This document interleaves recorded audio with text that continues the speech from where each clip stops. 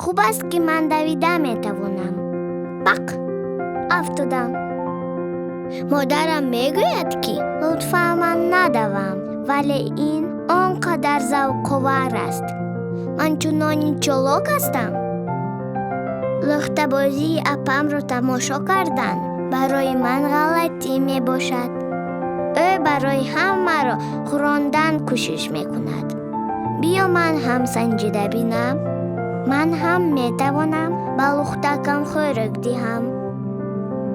اگر چیزی را گرفتن نتوانم، نشان دادم آن را خواهش کرده می توانم. من نمیدونم که آن چیز در کجاست. عجیب است که من پدر جانم و مادر جانم را جیغ زده می توانم. هنگامی که من بیبیم و بابایم را جیغ می زنم، آنها چنان شادی می کنند و با کدام سبب بابت کی باید جواب دهد بحث می کنند. آنها خیلی خنده آورند. وقتی که مادرم خانه را روبوچین می کند، من هم می توانم به او کمک کنم. من لطه دارم. با آن روی میز و حتی فرش را می توانم پاک کنم.